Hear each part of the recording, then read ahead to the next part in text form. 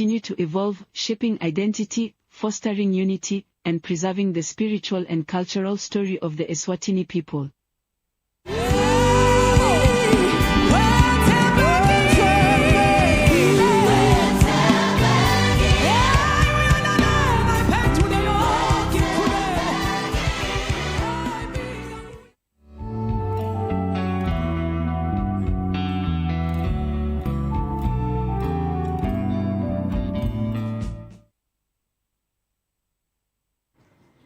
Well, there you have it. Glad to have you back. Interesting journey of gospel music evolution in that beautiful country called Eswatini.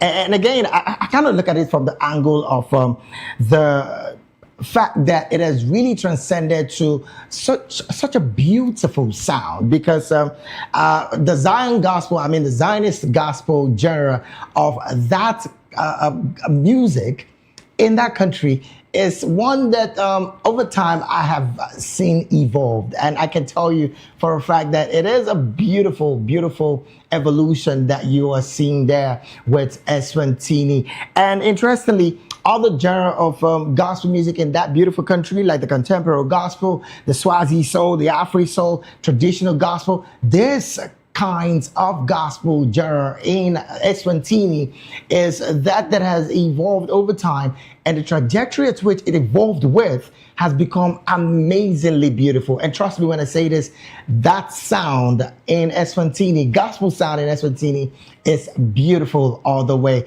Well, Vop TV. Now you have more than a voice.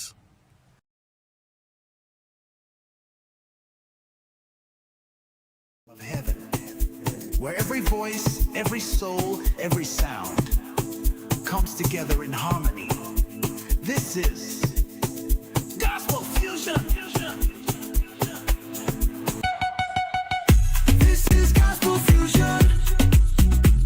From the streets to the steeple, from the young to the wise, with every nation, with a sound that never dies. Together never dies. Heartbeat of revival. Let the Spirit lead the way. Every reverend, every language, praising God in every way. This is Gospel Fusion. it's a beautiful Sunday afternoon, and I'm super excited to be here. You know why? Because it's another beautiful year, and I bid you happy New Year, wherever you're watching us from. It's 2026, and trust me when I say this, it's an amazing year. And because we've started it, it simply means that we will see the end. Did I hear you say amen? Yes, sir. Yes, sir. All right, it's Gospel Fusion Live, and I bid you welcome to the show. My name remains David E. And, well, today, I'm really excited to have you join the conversation. And I want to do this with you alone because it's a beautiful year, and we need to start it right. And how do we start it? We have to really talk to ourselves. We have to really plan a lot.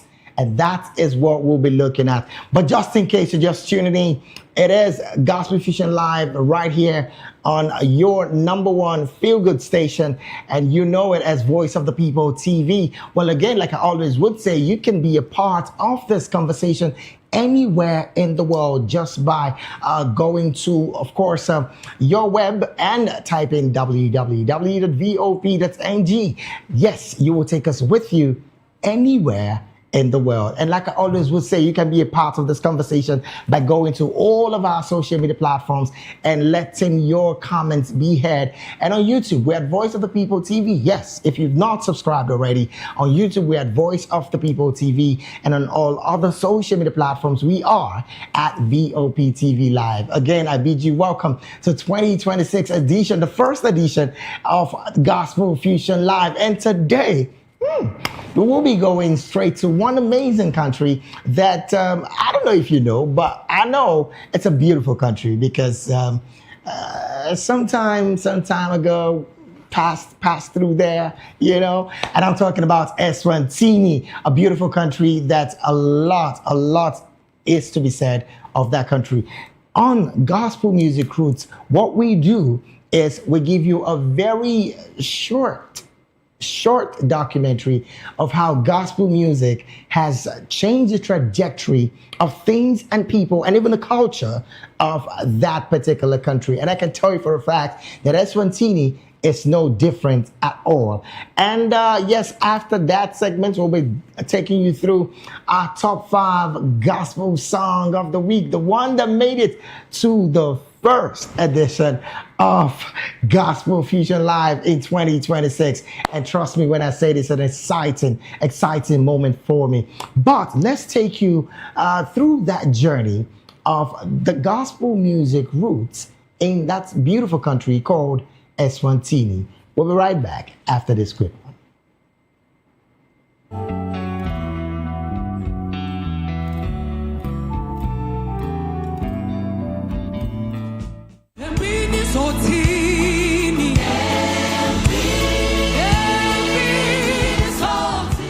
The evolution of gospel music in Eswatini has been shaped by cultural identity, missionary influence, traditional ceremonial music, and the rise of modern worship styles. Over time, gospel in Eswatini has transitioned from indigenous choral worship to contemporary stage and studio performance, producing a sound that resonates across age groups, communities, and denominations.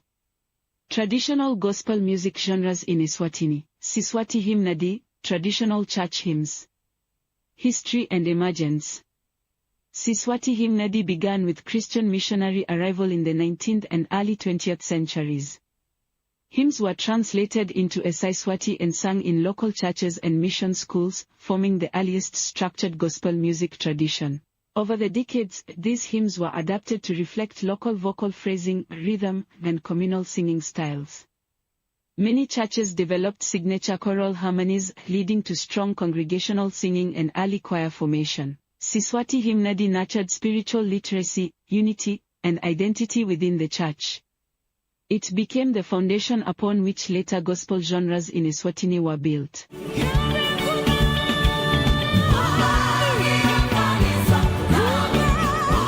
Choral gospel, choirs and community ensembles. Choral gospel emerged from church worship and mission school music training. By the mid-20th century, star church choirs, school choirs, and community ensembles became central to Christian music expression. These choirs gradually incorporated 4-part harmony, regional influences such as isikathemia, and later instrumental support. Recording studios and televised performances expanded choral gospel into the public space. Choral gospel strengthened community bonding, nurtured musical talent, and became a cultural emblem at weddings, funerals, conferences, and national services.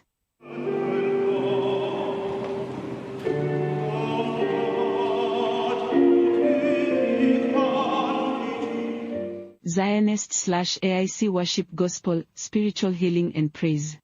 As African independent churches, AICs, including Zionist movements, grew across Eswatini, a distinct worship gospel style developed, marked by drumming, clapping, and call and response singing rooted in indigenous spirituality and communal healing. Over time, these worship songs influenced mainstream gospel recordings, particularly the rise of spontaneous praise sessions and rhythmic worship choruses in modern churches. Zionist gospel has provided platforms for emotional healing, spiritual renewal, and cultural authenticity, bridging African identity with Christian devotion.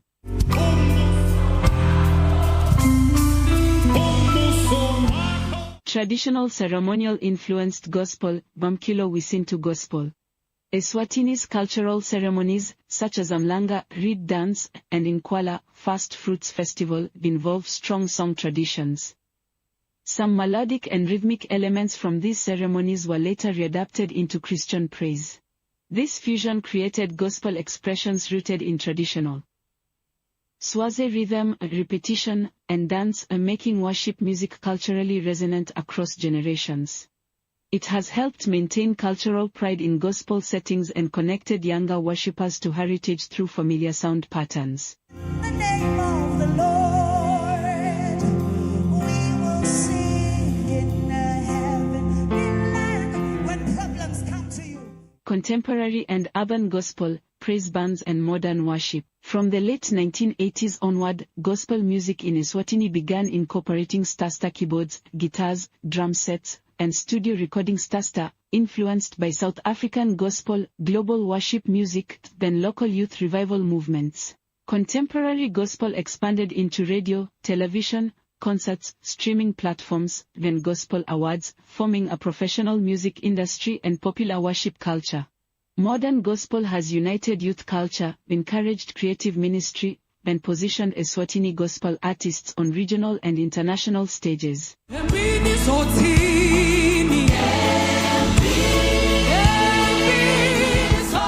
Across generations, the Eswatini's gospel music traditions have reinforced spiritual identity and moral values, strengthened inter-community unity, served as a cultural bridge between elders rooted in traditional music and younger audiences drawn to contemporary worship, and promoted cross-cultural, regional musical exchange, especially with South Africa. Conclusion. The gospel music heritage of Eswatini, rooted in Siswati hymnody, choral performance, Zionist praise, traditional ceremonial influences, and contemporary worship, reflects a rich interplay of faith, culture, and musical innovation. These genres continue to evolve, shaping identity, fostering unity, and preserving the spiritual and cultural story of the Eswatini people.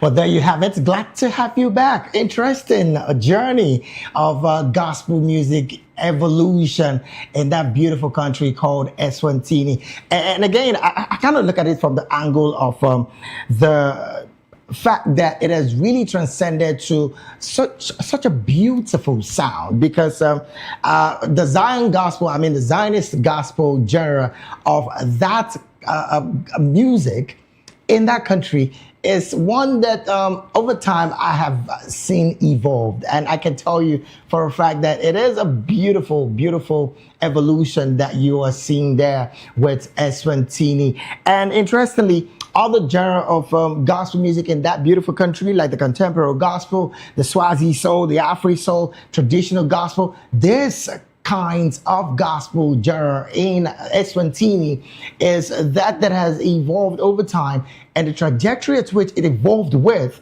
has become amazingly beautiful. And trust me when I say this, that sound in Eswatini, gospel sound in Eswatini, is beautiful all the way.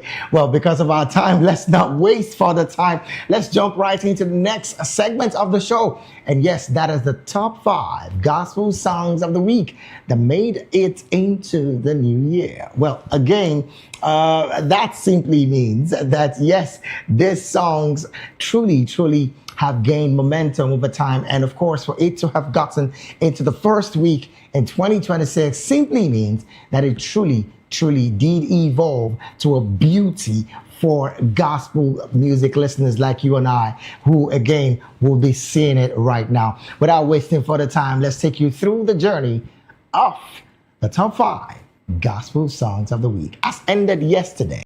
We'll be right back. Top 5 Gospel Song of the Week. Number 5.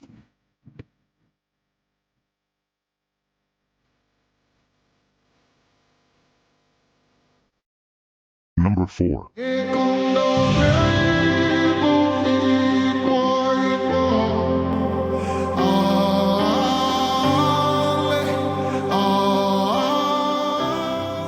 Number 3. I cherish your name past gold and silver. When the trouble day, Jehovah deliver. My brother, if God cook for you, you know we finish am. Angels by my side forever vigilant. Number 2.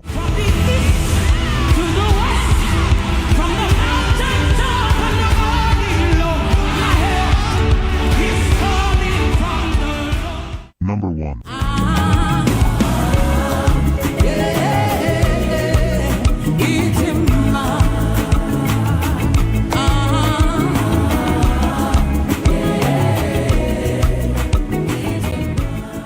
Gospel Fusion Live. Top 5 Gospel Song of the Week.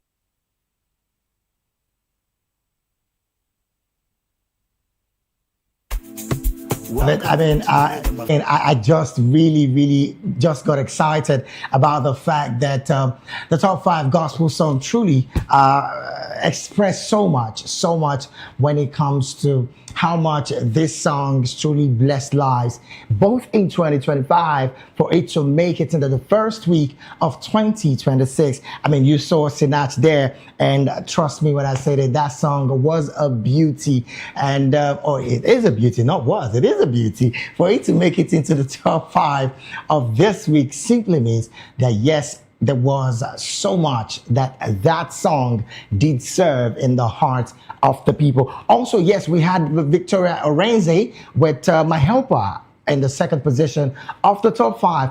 And I dare say that song truly is that lifts a lot of worshipers to God, because it is a beautiful worship sound. And again, it's what we all need for a beautiful starter of 2026. Oh yes, the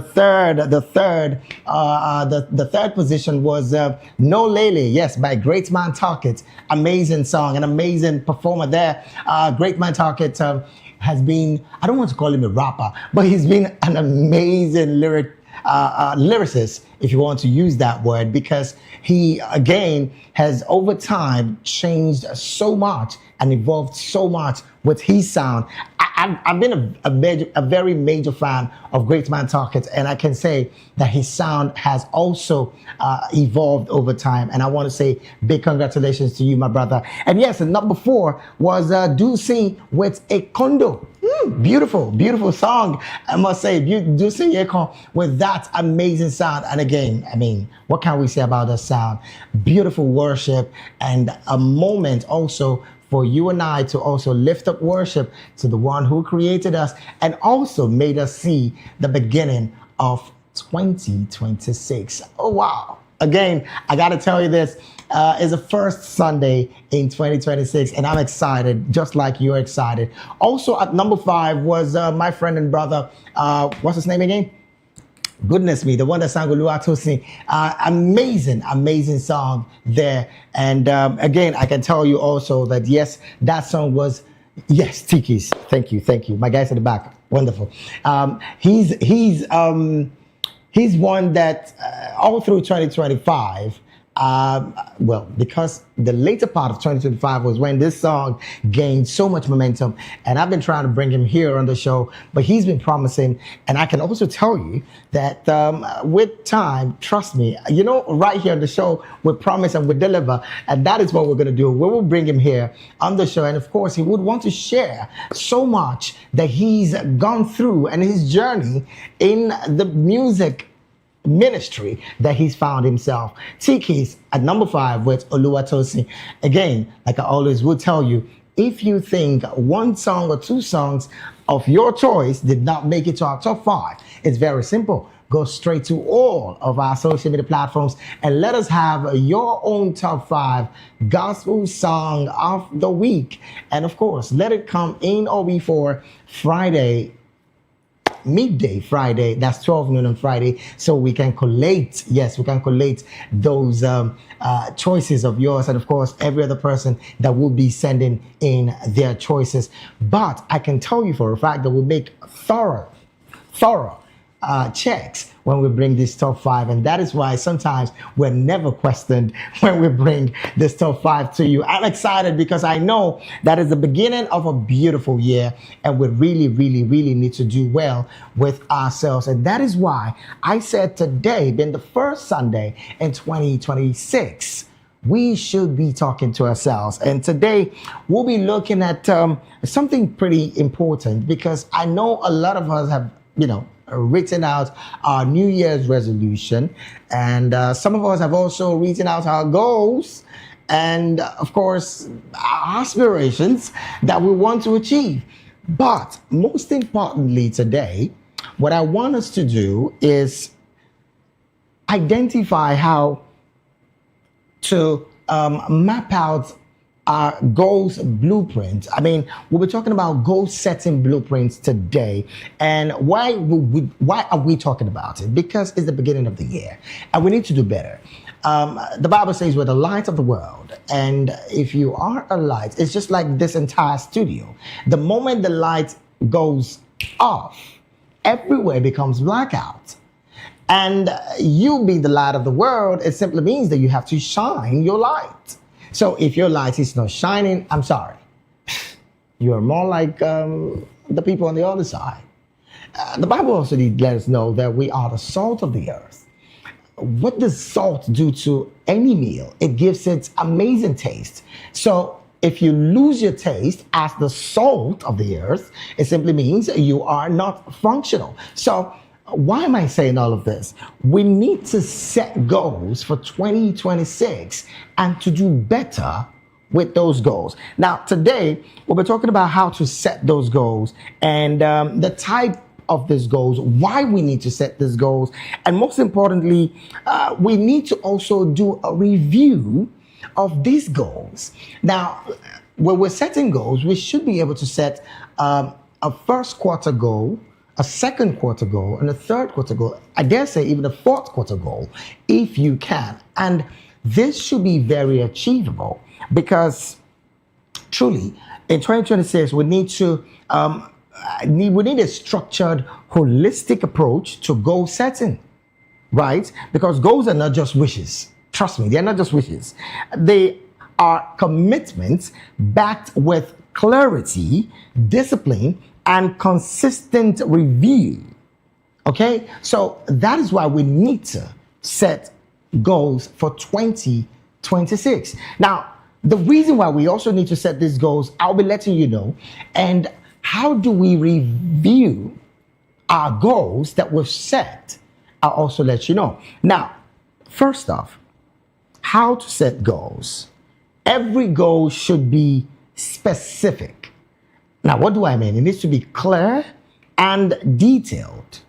Like, for instance, you want to lose weight. You should be specific about how many kilograms you want to lose. Or if your goal is to get healthier, you need to be very specific. That's why I said in setting our goals, we should be specific, meaning we should be clear and detailed. More so, our goals must be measurable. Right? Trackable progress. That's what I mean. Trackable progress. That's what I mean by measurable. I mean, in terms of numbers, in terms of milestone, we should be able to have it, right? And that is how to set goals. Most importantly as well, our goals should also be achievable. Very achievable. Now, I'm not talking about miracles. Don't get me wrong. Miracles will happen in 2026. And of course, you're a partaker, I'm a partaker, but I'm talking about goals, right? We need to be it needs to be achievable. In other words, it needs to be realistic within your resources. Now, as Christians, we also need to also identify the fact that in setting our goals, God should be our anchor. Now, in that mix, we should also set goals that are daring. Even though I did say our goals should be achievable, in other words, realistic within our resources.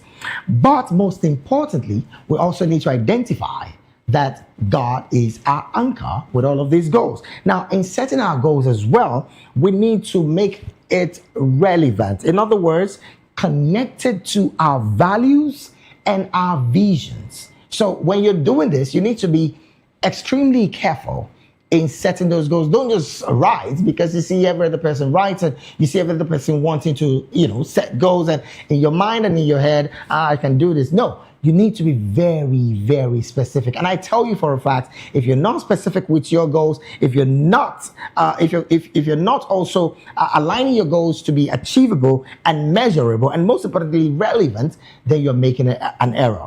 More so, your goals, like I said earlier, needs to be time bound, so that your deadline, you'll be deadline driven, right? So if you have a goal set to maybe lose 5 pounds or 5 kilograms, in terms of wanting to stay healthy, you should have a time frame at which you want to achieve this. You cannot say you want to lose 5 kilograms for the entire 2026. I mean, that's not, okay, that's even absurd, right? That's where I'm going. It's really absurd. So it needs to be time bound. I mean, in goal setting, it needs to be time bound. In other words, so that you can be deadline driven, right? Like if you say, for instance, before now in June 2026, I should be able to get my first car.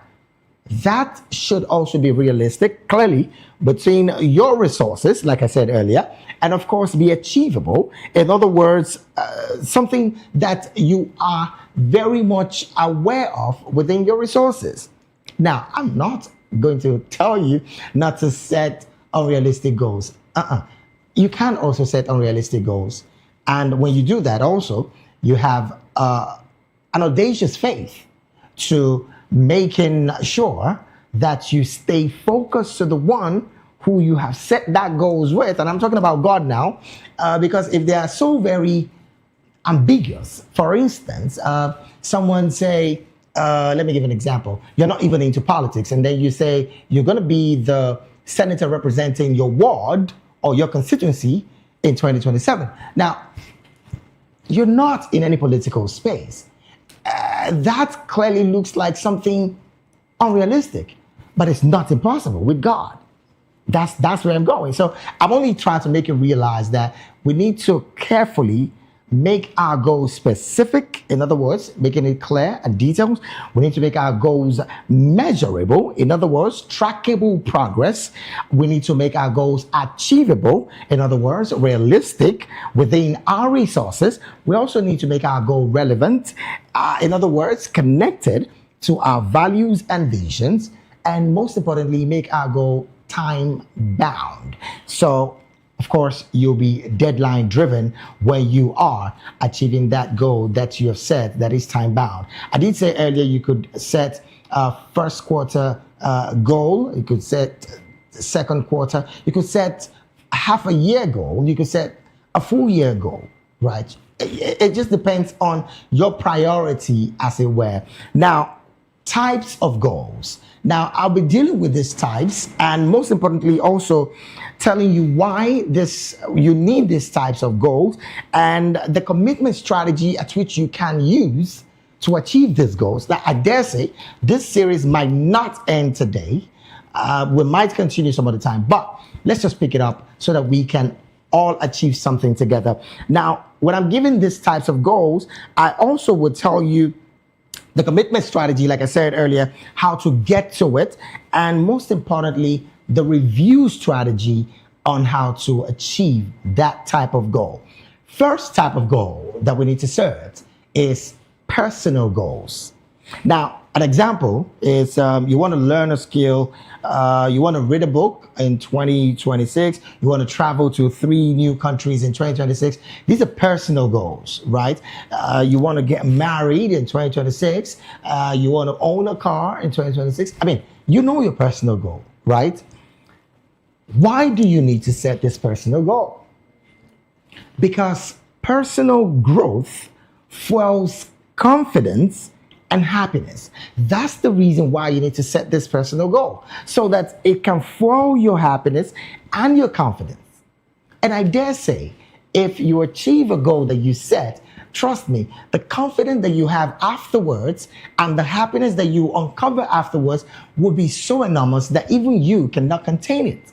So, and the commitment strategy for you setting a personal goal is that you need to at least dedicate 30 minutes daily to your personal development, to that personal goal. So that's why I said earlier, in setting goal, it has to be something clear that your commitment to it is out of this world. Do you understand? So it is very easy to set goals, but if your commitment is not clearly identified, then you might be making some errors. So like I said, the commitment strategy for personal goals is that you need to dedicate at least 30 minutes of your time daily to that personal development and of course that personal goal. Now, how do you review your personal goal? Weekly. You can review your personal goal weekly. Check progress of your personal goal. Check yourself. Check what you're doing so far with that personal goal. I mean, you can also,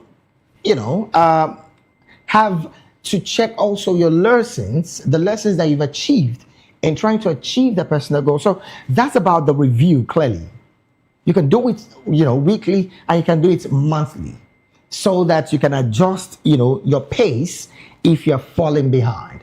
I mean, some persons in a particular month of their personal goal might not be so dedicated as they were when they first started. So that's the more reason why you have to have a weekly review and a monthly review. So sometimes when we do some of this review, it is clearly helping us to do better with where we are and how we should do and how we should get better with where we are on that personal goal. And I dare say if we do this, we might, not even might, we will be seeing so many beauty come to us as we achieve this personal goal. Now, another type of goal that we need to set as Christians and as even humans is professional goals.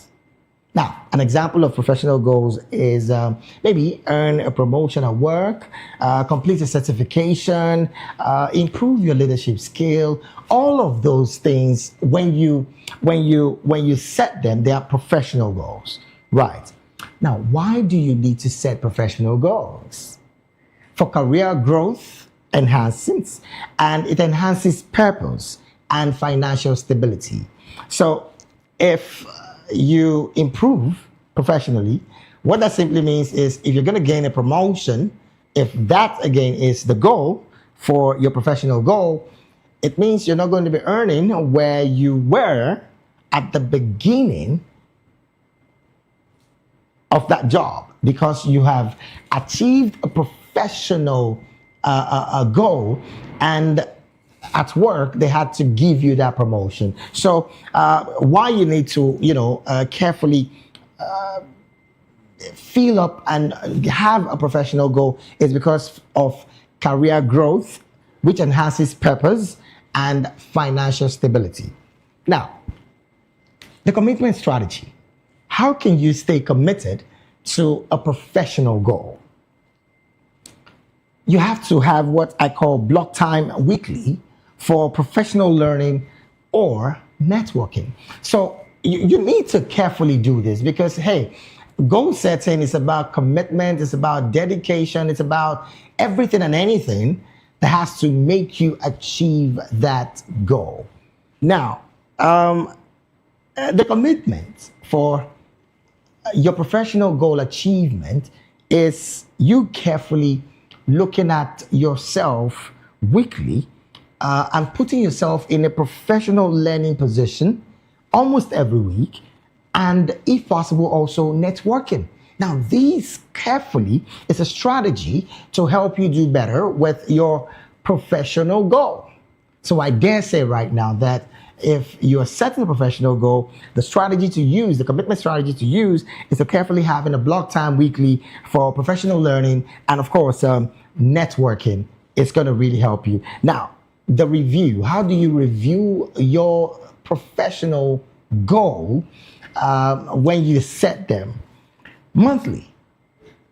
Now, you can also track it weekly as well, because you will definitely have to set up tasks for yourself, and tracking those tasks, if they are completed enough, is a major important thing and factor that you need to also check, because when you review it weekly, it's going to help you. Also, monthly, it evaluates your career trajectory and, of course, feedback from your peers. You can also ask, your peers if you're really doing well at what you do on a monthly basis. So that way you can also tell yourself that, yes, in reviewing your professional goal, you are really doing something pretty good with that particular goal.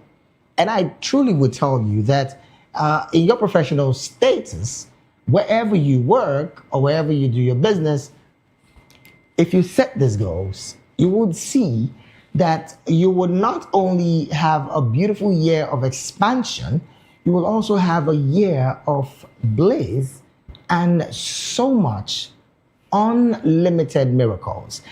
These things happen to every individual. I mean, I dare say to people, one of the difference between the rich and the poor is information. And if you have information and you cannot do something with that information you have, then you will be doing what the poor people do, because we hear and we know that poor people do not run with information. That's why the Bible did say in Habakkuk 2, write that vision, make it plain, so that those who run with it will run because they are seeing that vision, and that vision is clear. And that's about setting goals, right? Okay, let's talk about another type of goal, and that is financial goals. Now this, I dare say, is one of the most important goals for quite a lot of people. I mean, youngsters, old folks, and even teenagers alike. Now, financial goals, an example of it is, you save like 20% of your income, and you're investing in stocks, you're investing in real estate, or you're even clearing debts. You're clearing debts. Now that is a major financial goal. Some big financial guru will tell you, if you're debt free, that is a miracle for your business. And I don't know about any other person, but we need to consistently have these conversations. And again, I dare say again, that setting financial goals is critical for us as humans and as Christians, because if you are not going to be begging, it simply means that you have to have put in the work that would deliver the funds for you not to be dependent on some other people for their finances. So setting financial goal is pretty critical. Now, why do we need to set financial goals? Because financial freedom reduces stress and opens opportunities, right? Let's say, for instance, in your financial goals, you made so much that you had to get a new and a brand new SUV for your business or for your job or your career as well. And if you drive in your brand new SUV to somewhere that people did not identify with you before, you'll be shocked at the switch in love that you get from those kind of people. So, I mean, I cannot overemphasize how much setting financial goal is so important for you and I. Again, I said setting financial goal would help you reduce financial stress and, of course, open opportunity for you. But what are the commitment strategy to setting financial goals? Now, if you can, automate savings and track your expenses. Trust me when I say this, a lot of people do not do this, and that is why financially they cannot help themselves.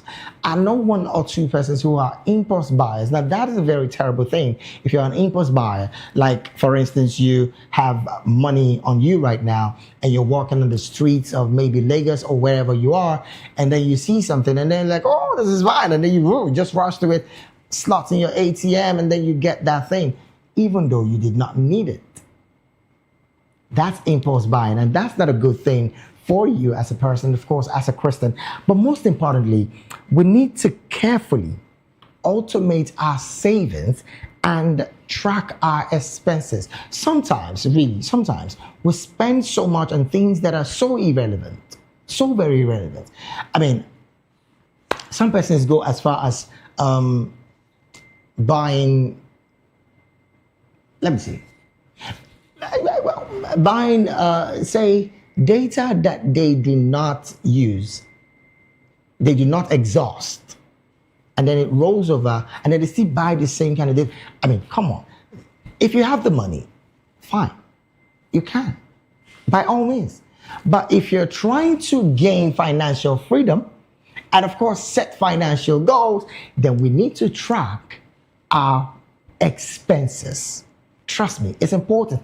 If you're a business person and you don't track your expenses, you are so much putting yourself in a position of doom because you might be falling so bankrupt pretty soon. And I dare say it's not your portion, but we need to be careful. We need to really find a way to automate our savings, most importantly, and that's a commitment strategy. And most importantly as well, we need to track our expenses. Now, how do we review our financial goals in 2026? First, check your spending habit. Oh my.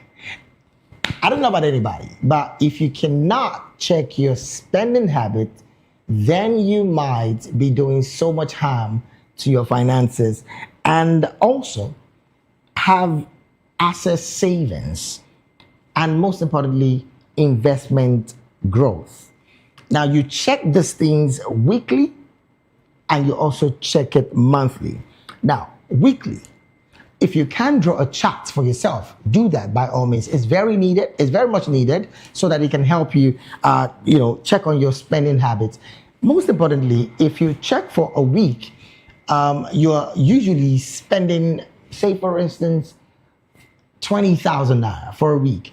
And then in your financial goal target, you drop to at least 15 or 18,000 naira in that upper week. Trust me, you are making progress. And that's clearly, it's a beautiful thing. So when you're also trying to review your financial goal for the month, it is also important that you also have a clear-cut investment plan in that mix. So when you're trying to get up there with your financial goal, you cannot get it without having to have some level of investment.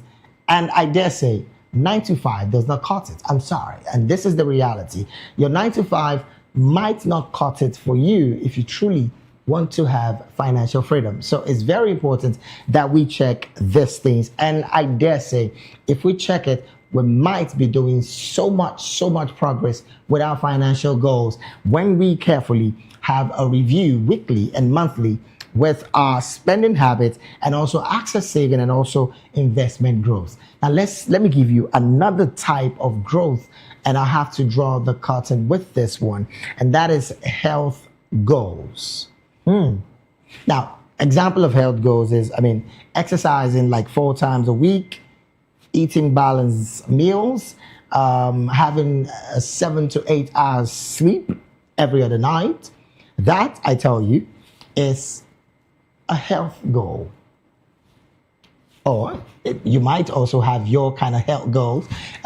For some persons, it might be wanting to get off that, chair because of that stroke that you've had over the past couple of months. So your health goal might be wanting to recuperate strongly and do, work freely with your entire body working perfectly. That also might be another beautiful health goal.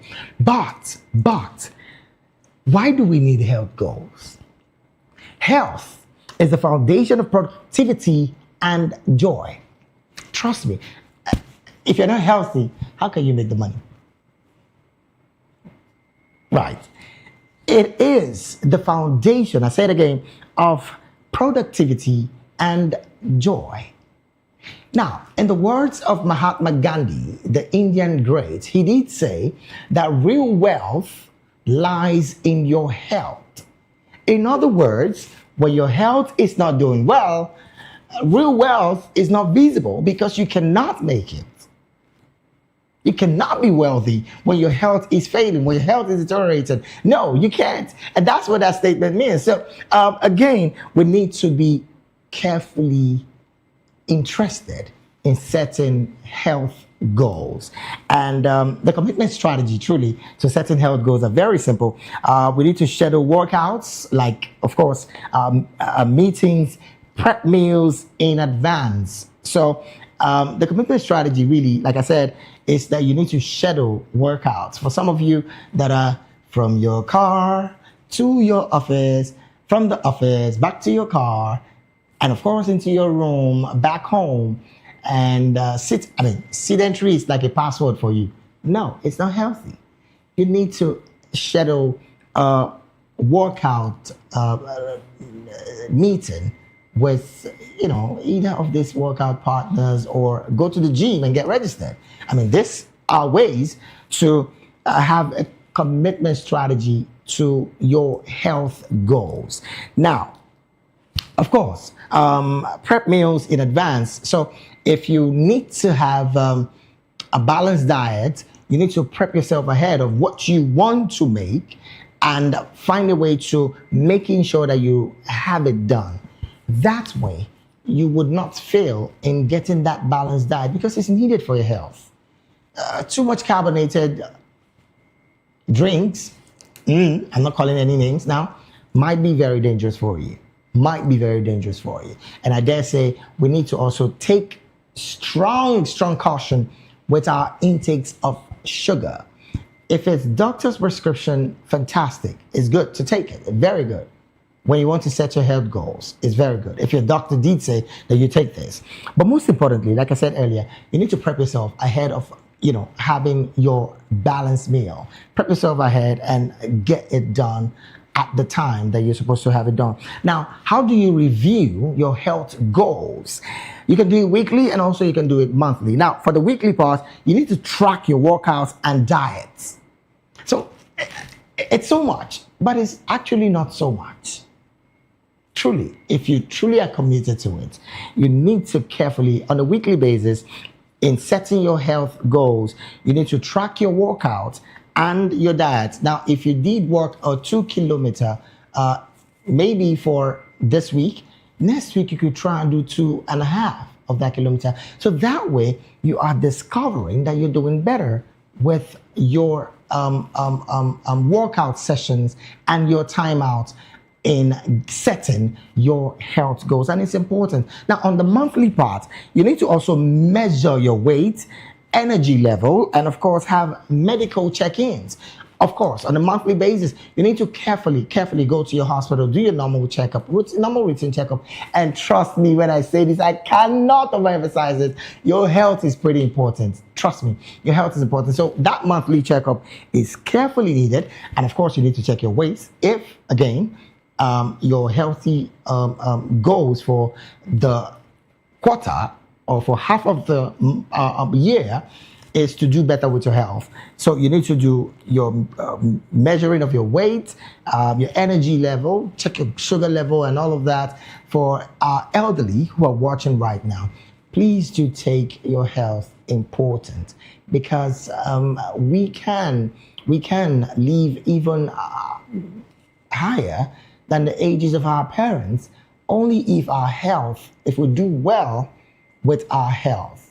And I trust that we definitely will do well with all of this that I've mentioned today. Well, this is where we have to draw anchor on the show this beautiful Sunday, the first Sunday in 2025. And trust me when I say this, I had to really make us do this together. Oh yes, we can also set spiritual goals.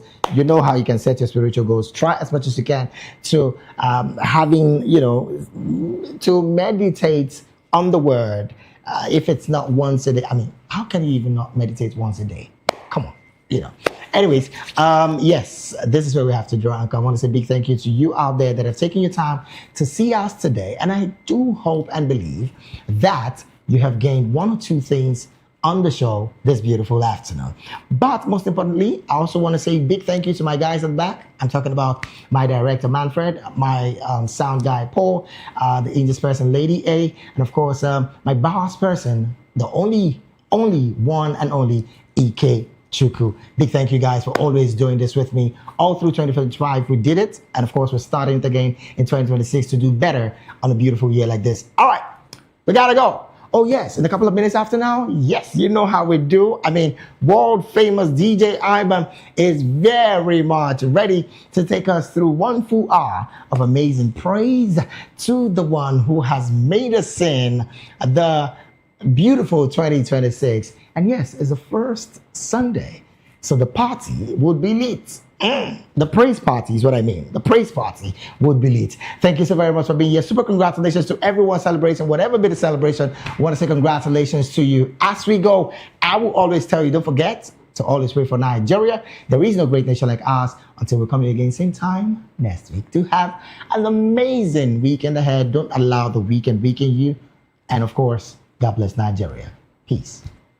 Welcome to the rhythm of heaven, where every voice, every soul, every sound comes together in harmony. This is Gospel Fusion. This is Gospel Fusion. From the streets to the steeple, from the young to the wise. With every nation, with a sound that never dies. Hop together, never dies. Heartbeat of revival. Let the Spirit lead the way.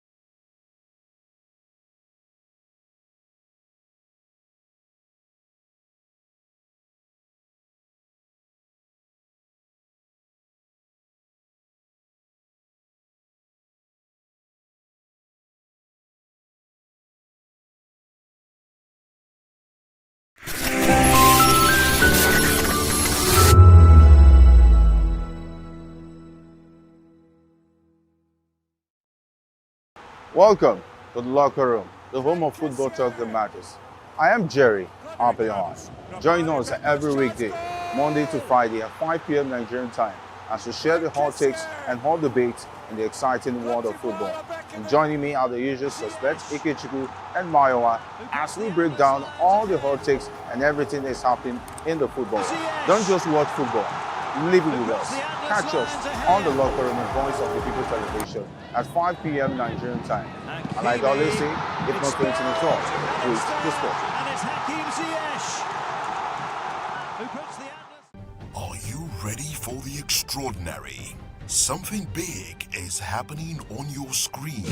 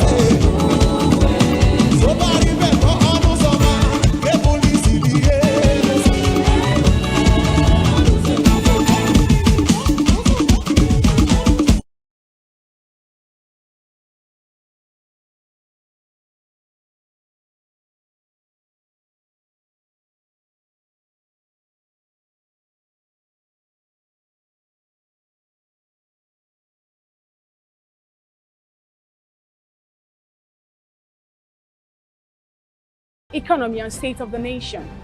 We break down the chaos. Facts, not fluff. Truth, not spin. We discuss not just politics, but a glimpse into the future. Voice of the People Television. Now you have more than a voice. My name is Tao Familoni, and here's to Vop TV. Keep watching, stay tuned, do not touch that dial. Arararara, my name is Made Kuti, and you're watching Vop TV.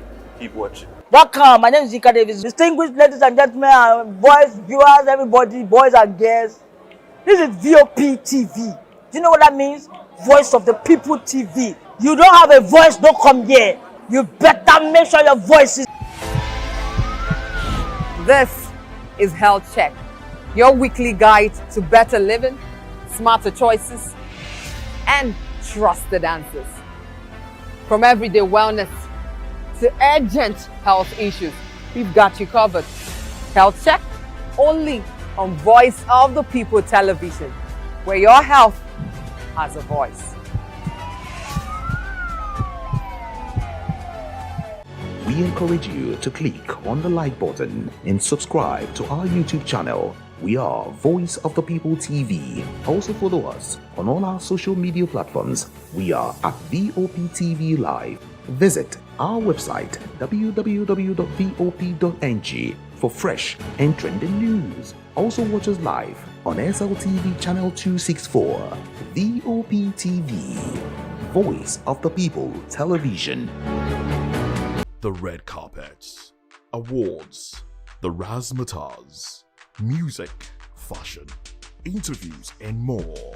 Spotlight on Voice of the People Television. Let's feed you with all the juicy stories in the global entertainment space, bringing you the glitz and glamour as they hot. Stay tuned to Spotlight, 1 p.m. Monday to Friday. Spotlight on Vop TV. Entertainment like never before.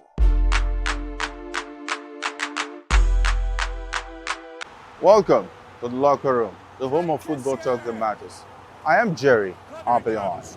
Join us every weekday, Monday to Friday at 5 p.m. Nigerian time, as we share the hot takes and hot debates in the exciting world of football.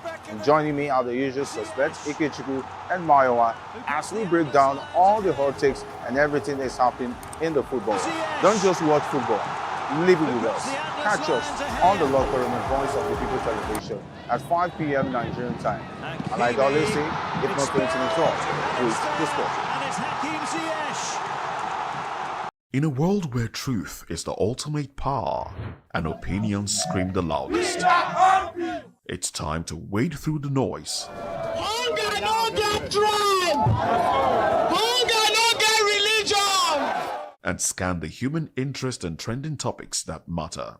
Stay tuned to The Issues, your plug to the stories making the buzz, from politics to science and technology, social justice, and more. Let's tackle the tough questions and expose the truth. The Issues on Voice of the People Television, Mondays to Fridays, 8 to 9 p.m. The Issues. Don't just react. Understand. Voice of the People, you can hear me now. My name is Patrick Doyle, and I wish that you continue to echo the voices of the people. Big up Vop TV. My name is Suibifa Dokubo. Please keep watching Vop TV. Hi, my name is Kwekumali Ikena Onyekwena, and I am with the Voice of the People TV. Now, if you're looking for the veritable channel for information, politics, robust discussions, you don't need to go far. Vop has you. Vop will always have you. Thank you. Hi, my name is Patrick Diabwa, aka Ibani Chuka, Amayanabo the Eagle King, and you are watching Vop TV. Behind every broken desk lies a broken promise. Education shapes the nations, but who is asking the right questions? Introducing Edu Dialogue, the show that goes beyond the surface, exposes the cracks, the corruption, and the silence in Nigeria's education system. Edu Dialogue, Saturdays, 3 p.m., only on Vop TV. We break the biggest stories, from missing funds to policy failures, we ask the tough questions and demand real answers. Edu Dialogue, this Saturday, 3 p.m. on Voice of the People Television.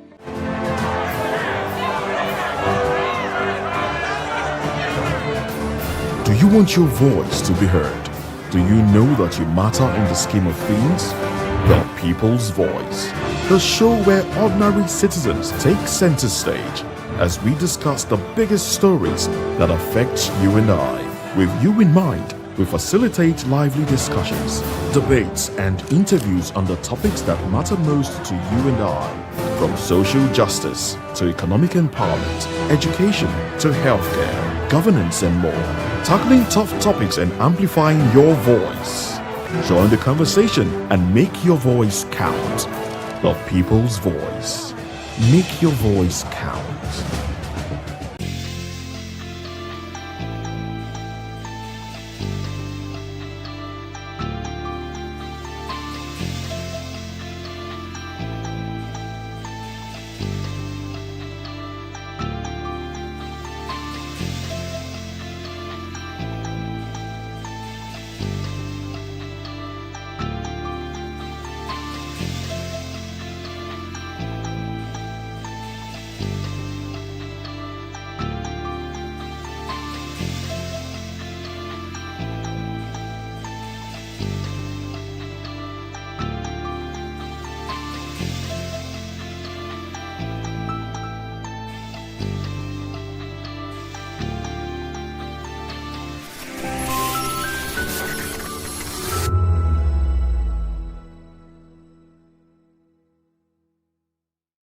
Hey guys, what's up? How you all doing? They call me Ovisha Nelson One, your number one celebrity host, and you are watching Voice of the People Television, VOP. Stay tuned. Uyosite is my name. I am a friend of the microphone, Voice of the People TV. That name is unique, and the brand is very sweet. I like the packaging, picture qualities, camera qualities, and then of course, the quality of human beings that I see sometimes on your channel. I talk and get paid, and I look forward to being in your studios. Oh yes, you are on to Voice of the People TV, live here in Benin City, the cradle of black civilization.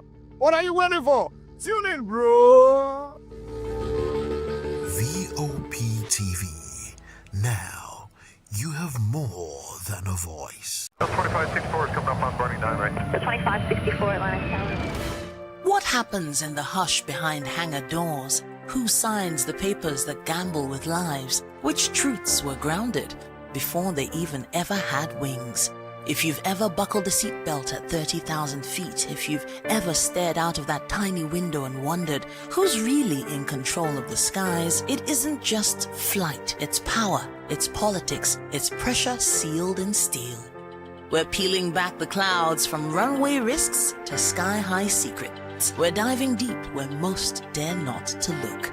Aviation Scope, every Sunday at 7 p.m. only on Voice of the People TV. We don't just report, we reveal. We don't just ask, we uncover. Because when it comes to the skies, ignorance is turbulence. Aviation Scope, the sky isn't the limit, it's just the beginning.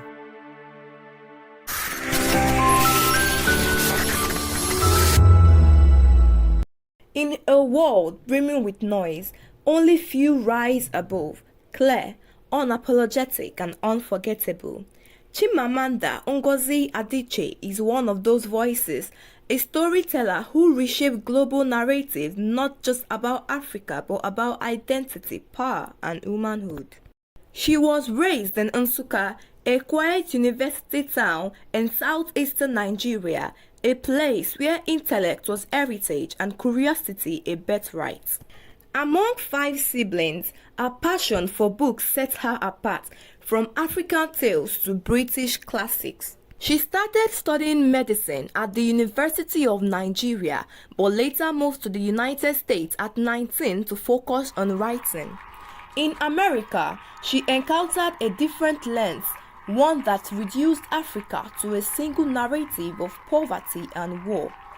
That cultural dissonance will shape her voice, sharpening her pen into a tool for clarity and resistance. Her debut novel, Purple Hibiscus, in 2003, arrived with quite a fuss, a coming-of-age tale nestled with Nigerian political unrest. It won the Commonwealth Writers' Prize and the literary world took notice.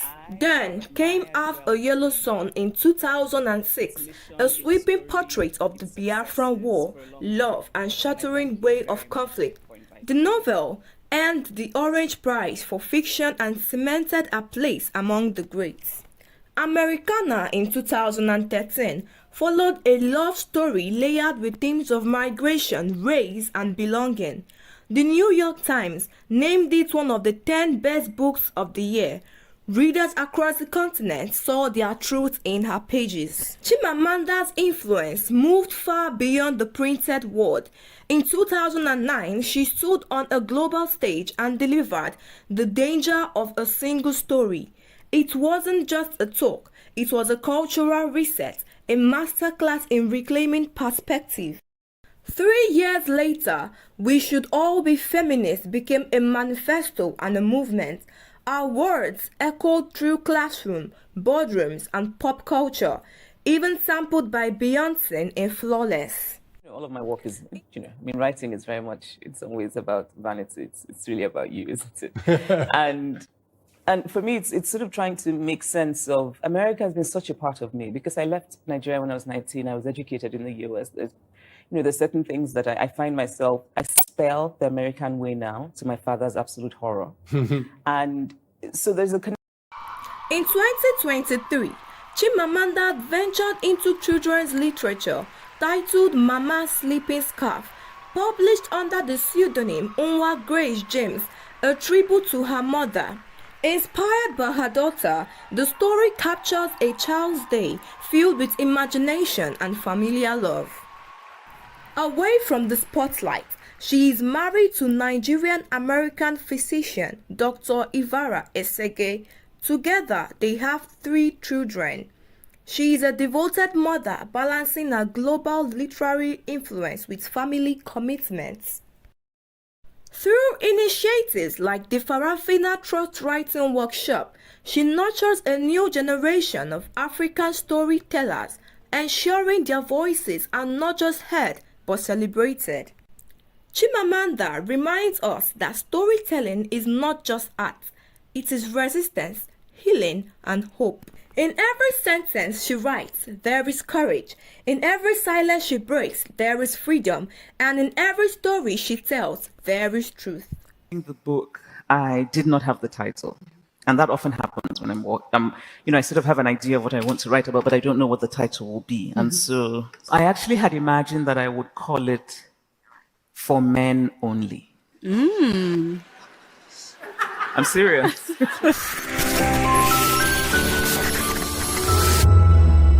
Good evening, Africa. My name is Mama Kore, actor, model, producer, and I'm giving a big shout out to Vop TV, man. Keep watching. Don't change the dial. Thank you and God bless you. My name is AY, and of course, I represent the voice of the people, and that's why I'm on VOP. AY say so. Hi everyone, it's your girl Miriam Tima from The Real Housewives of Lagos and The Real Housewives Ultimate Girls Trip Africa. Shout out to VOP, the voice of the people. You already know. Stay tuned, keep watching. And don't forget, VOP is the best. All right, hello, everyone. It's about that shagging man fine back with Melanie Poppy Black Skin Boy. This is VOP TV. If you're not watching VOP, I don't know why you're watching. Maybe you're watching your weight. Hello, beautiful people. This is Wale Ojo, and you're watching VOP, Voice of the People. Hi, guys. You already know who it is. This is New Energy. Flyers boy ever live. Keep watching VOP TV. Thank you. Hi, people. Jenny Albano here. Guys, please keep watching Voice of the People. VOP TV. Now.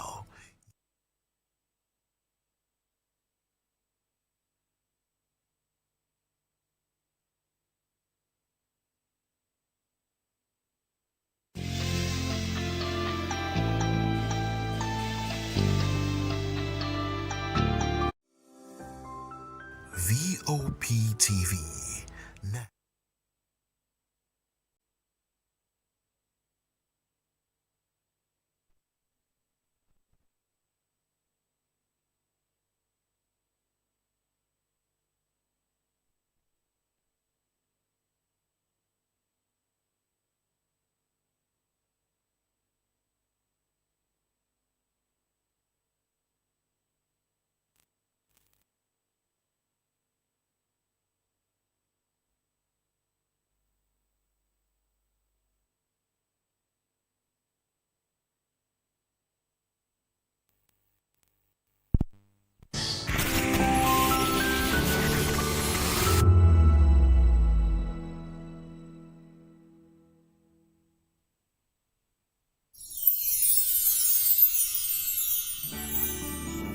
ẹ̀yin tèmi ní Nàìjíríà lókè òkun mò ń kí yín fún Kérésìmesì ọdún yìí á yabo fún wa o gbogbo àlàrí bá ti ṣe tààrọ̀ náà gbégbá o.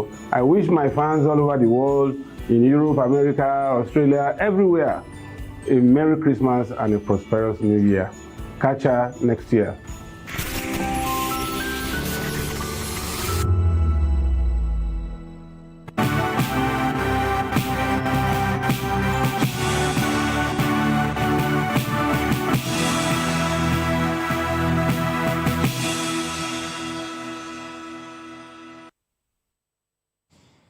Well, hello and welcome to Newshour on Voice of the People TV.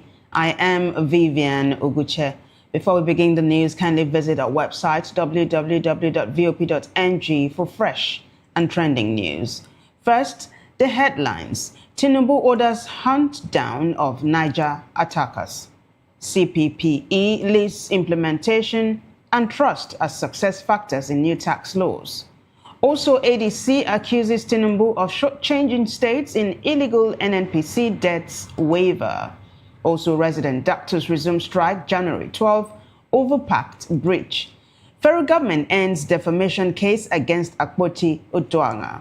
Yobe boat mishap claims 25 persons, 14 missing. On the foreign scene, Trump says U.S. will run Venezuela. In business news, CBN prioritizes banking stability and fintech regulation, as well as others.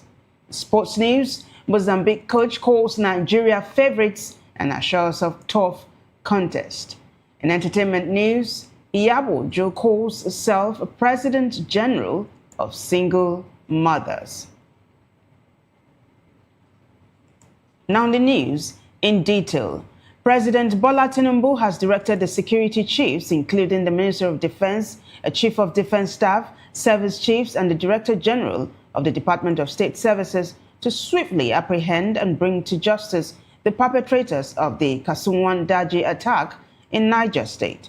His directive came as about 30 villages were confirmed killed and scores more abducted by armed bandits suspected to be operating from Kainji Lake National Park, who set ablaze the Kasuwan Daji market. Condemning the attack on the Kasuwan Daji community and the abduction of women and children, the president also directed security agencies, including the police, to immediately rescue all the abducted victims. A statement by his spokesperson, Bayo Nanuga, quoted President Tinubu as saying that the terrorists have tested the resolve of the country and its people and must therefore face the full consequences of their criminal actions. He vowed that no matter who they are or what their intent is, they must be hunted down and brought to justice, alongside all those who aid, abet, or enable them in any form. According to him, these times demand citizens' humanity, and Nigerians must stand together as one people and confront these monsters in unison. End of quote. In the meantime, the Nigerian military says its Joint Task Force, JTF, supported by the air component of Operation Fasanyama, has neutralized no fewer than 23 bandits fleeing Kano State after coordinated attacks on Shanono and Sanyawa Council areas. According to the Assistant Director, Army Public Relations 3 Brigade, Major Zubairu Babatunde, the bandits launched the attacks on Thursday night, extending into the early hours of Friday.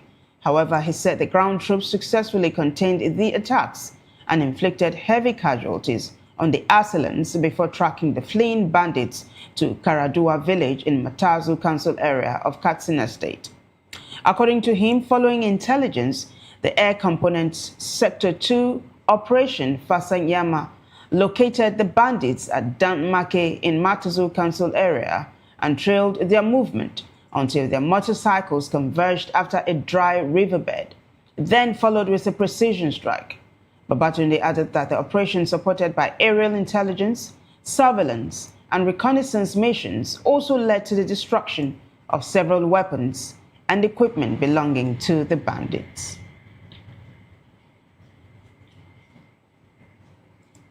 Meanwhile, the Northern Youth Council of Nigeria, NYCN, has urged the federal government to criminalize and enforce laws against ransom payments as a way to end rampant kidnaps across the country. In a letter by its national president, Issa Abubakar, to the National Security Advisor, which was also copied at the Minister of Defense and the service chiefs, the NYCN stated that millions of northern youths and other Nigerians bear the burden of the insecurity ravaging the communities. He regretted that kidnap for ransom has remained highly profitable in spite of the efforts of the security forces due to the continuous payments by desperate citizens and corporate bodies. Urging an immediate end to the trend, Abubakar emphasized that ransom payments provide the energy for banditry, sustain the kidnap industry, and inadvertently subsidize terrorism and national destruction. Well, turning to other stories now, the success of Nigeria's ongoing tax reform will depend largely on their implementation strategy, timing, and public trust, the Center for the Promotion of Private Enterprise, CPPE, has said. Assessing the tax reform framework, the founder and chief executive officer of CPPE, Muda Yusuf, noted that the reforms are sound, progressive, and among the most ambitious fiscal restructuring efforts in recent decades. However, he warned that good policy design does not automatically translate into positive outcomes, noting that according to history, poorly sequenced and rigid implementation could undermine even well-intentioned reforms. According to Yusuf, the ultimate success or failure of the tax reform will depend far more on how it is implemented than on the laws themselves. He explained that without careful sequencing, political sensitivity, and economic realism, even well-intentioned reforms can trigger resistance, disrupt livelihoods, and further erode public trust. And in another development, the African Democratic Congress ADC has warned that President Bola Tinubu's unlawful waiver of the Nigerian National Petroleum Company Limited's legacy debts to the Federation account violates the Nigerian Constitution and deprives states and local governments of due revenue. In a statement by its National Publicity Secretary Bolaji Abdullahi, the ADC faulted the reported executive action, saying that it was taken without legislative approval, even as it criticized the National Assembly's silence over what it called a serious constitutional breach. The ADC disclosed that documents presented to the Federation Account Allocation Committee, FAC, showed that President Tinubu approved the removal of approximately $1.42 billion and 5.57 trillion naira in the NNPCL's legacy debts from the Federation account after a reconciliation exercise with sector regulators. The ADC also said it was particularly concerned that most of the debts, nearly 96% of the dollar-denominated obligations and 88% of the naira-denominated balances, were written off without parliamentary approval. While still on transparency, the Socio-Economic Rights and Accountability Project, SERAP, has urged President Bola Tinubu to direct the appropriate authorities to probe the over 128 billion naira allegedly missing or diverted from the Ministry of Power and the Nigerian Bulk Electricity Trading NBET PLC. It noted that tackling corruption, I should say, in the power sector would go a long way in addressing the persistent breakdown of transmission lines and improving Nigerians' access to regular and uninterrupted electricity supply. Reacting to the allegations contained in the latest annual report by the Auditor General of the Federation, SERAP requested the President to direct an urgent probe by the Attorney General of the Federation and Minister of Justice, Lateef Fagbemi, and relevant anti-corruption agencies. In a letter by its Deputy Director, SERAP noted a legitimate public interest in ensuring justice and accountability for the allegations.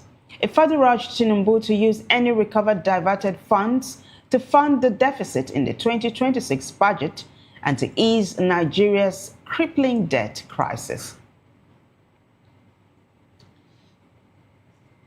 And to help matters now, the Nigerian Association of Resident Doctors, NARD, says it will resume its previously suspended indefinite and comprehensive strike effective from January 12, after federal governments have failed to fully implement agreed resolutions.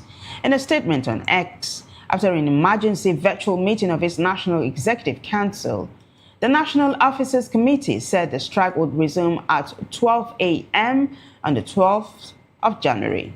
The NEC directed all residents or presidents across the association's 91 accredited centers to convene Congress meetings and thereafter address the media, informing the public about the planned industrial action within the next 7 days. NARD added that the strike would hold alongside a series of coordinated protests, beginning with center-based demonstrations from January 12 to 16, followed by regional protests and subsequently a nationwide protest by the NARD NOC. Meanwhile, wife of the president, Senator Oluremi Tinubu, has called for more efforts to bridge the digital gap for blind and visually impaired persons by making Braille more accessible. In a statement to commemorate the World Braille Day on Sunday, she described Braille as an important tool of inclusion, dignity, and independence for blind and visually impaired persons. Mrs. Tinubu emphasized the need to ensure accessibility in an increasingly digital age, noting that Braille, when integrated with technology, guarantees equal access to information, education, and opportunities. She urged the government and Nigerians to continue supporting everyone to live full, independent lives by creating inclusive environments, while also calling for the strengthening of policies and partnerships that empower every citizen to participate confidently in nation building. And on to a story we've been following. The federal government has formally withdrawn its criminal defamation case against Senator Natasha Akpoti-Oduaghan, just as Senate President Godswill Akpabio also on New Year's Day directed his attorneys to withdraw his cases against his offenders, including the embattled female senator. According to available certified court documents, the Office of the Attorney General of the Federation filed a notice of discontinuance before the Federal High Court, Abuja Judicial Division, on December 12, 2025, thereby terminating the criminal proceedings against the Kogi Central Senator. The suit was sequel to petitions submitted by the Senate President Godswill Akpabio and a former governor of Kogi State, Yahaya Bello. Senator Akpoti-Oduaghan had been charged with criminal defamation and cyberbullying over comments she made during a televised interview in which she alleged that there were plans to eliminate her.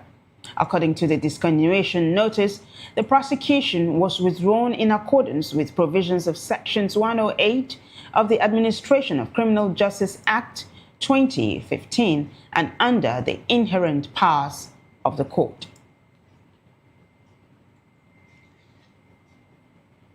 Well, joining us virtually to analyze these stories is public affairs analyst Opayemi Ogunlami.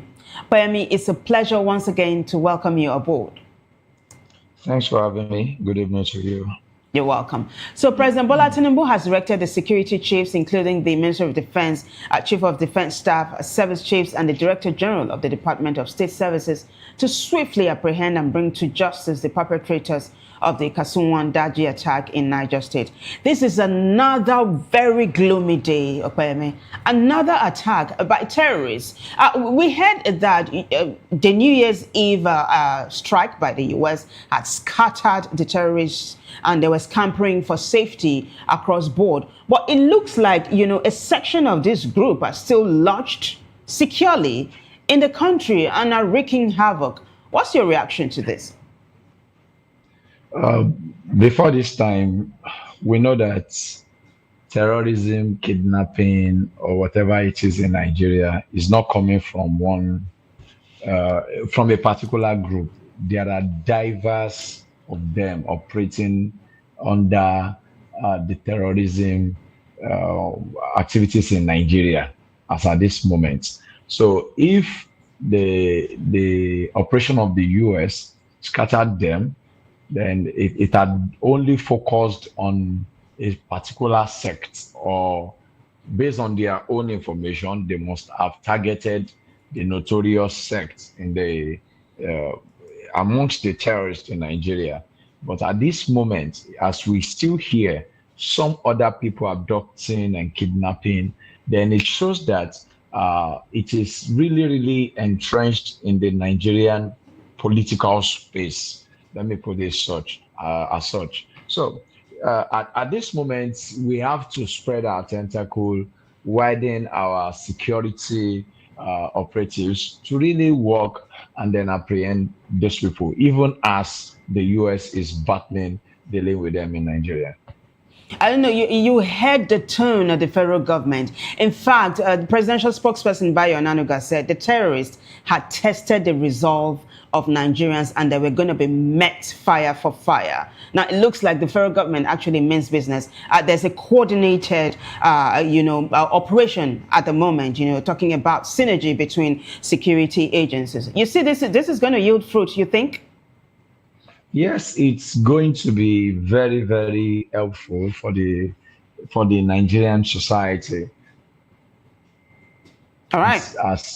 As much as they have put energy into their operations against terrorist attacks in our own space, it will really help the populace to a large extent.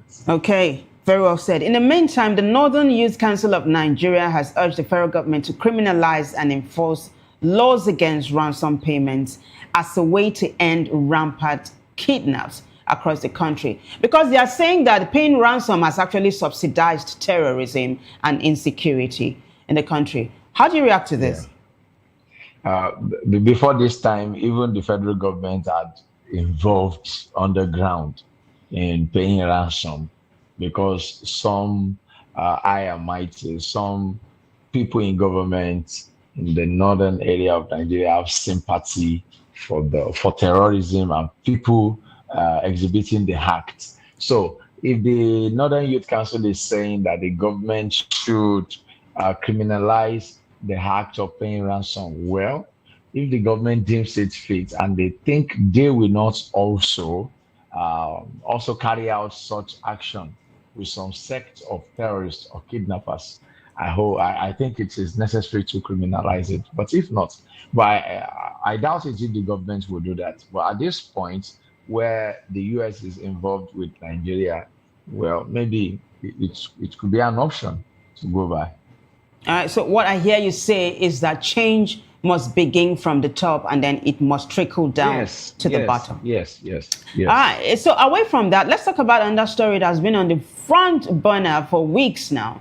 It's talking about the tax reform. So the success of Nigeria's ongoing tax reform will depend largely on their implementation strategy, timing, and trust. That is the story or the song the Center for the Promotion of Private Enterprise is singing. They are saying, look, this is a good one. But the fact that it looks good on paper doesn't mean it's going to be a successful one. So they are asking that it be people-centered. Former President Goodluck Jonathan also said that. It must be people-centered. And I remember that just last week, the Emir of Kano State, I beg your pardon, had come to say that, look, what President Tinubu is doing is a nice one. So which part of the aisle are you on right now? Are you for or against? Before this time, we've been paying taxes in Nigeria. And then I would also want to reiterate on this space that tax paying is like people coming together to contribute to the development of their own society. It means that as they pay, they are seeing the results on their roads, healthcare services, education, and all that they make use of around them. It means that government will be responsible to the people. That is the function of tax. Then, before this time, we've been paying taxes. Have we really seen the results? Have we really enjoyed the benefits as taxpayers? So bringing this on and people saying it should be people-centered. Well, has it been people-centered before now? Is it not that the rich will keep getting richer and the poor getting poorer? I think what is necessary and what is to be done first is for the government to put the society in order before they start implementing such tax law on citizens. Let them be responsible and let them be proactive and then accountable on how they spend the people's common national, how do I put it, commonwealth. Mm-hmm. All right, very well said. Now, I remember in 2024, former President Olusegun Obasanjo had said that President Tinubu's economic policies are good, but the implementation is zero. So this association is also saying that for this tax reform to be successful, that implementation must be transparent and also there must be trust between people and government. But I want us to take a look at what the African Democratic Congress is saying along these lines. But before that, though, you said that you need to see what your tax is being used for. The tax you pay, you need to see what it's being used for. What do you expect from the government to do with the tax you pay? In other words, what should taxpayers expect from government? Is it good roads, potable water? I mean, what are your expectations? Nigerians there are not too many. Before this time, education was affordable to the poor.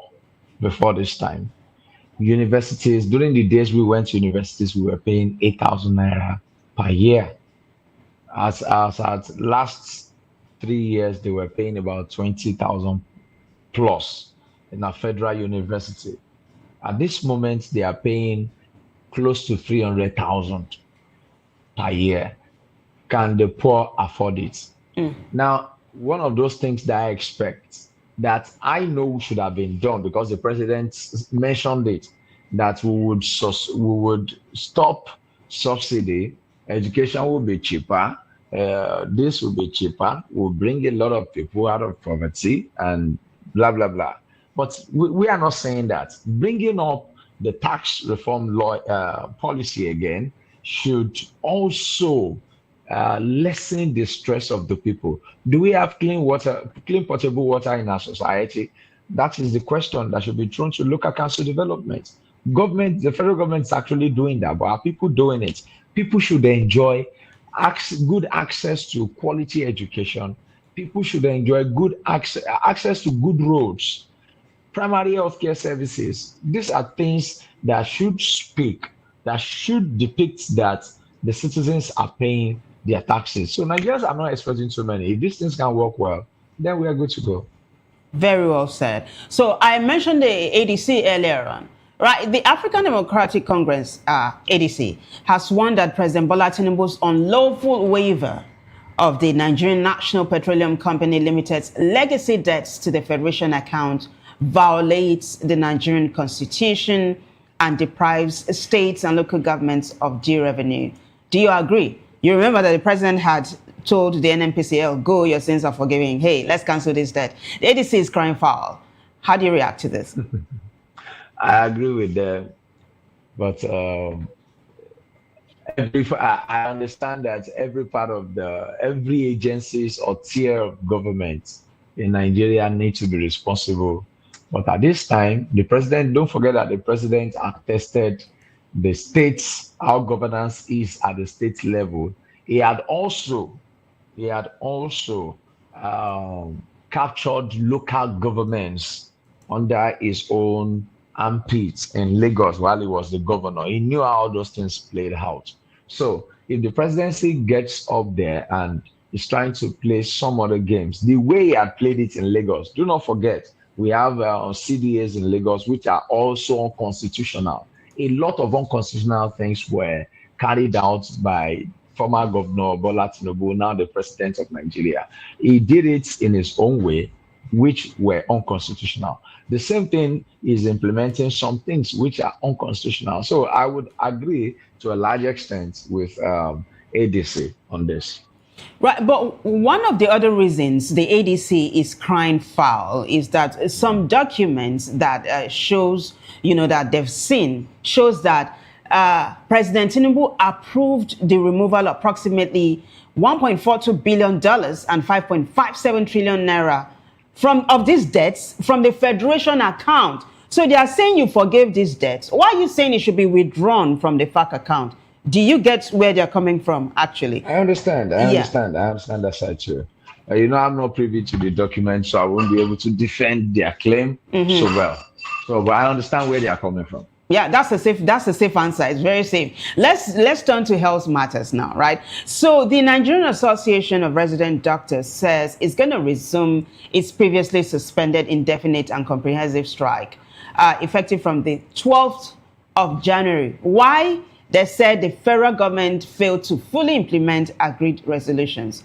I mean, this is not rocket science, okay? I mean, is it? What do you make of this, though?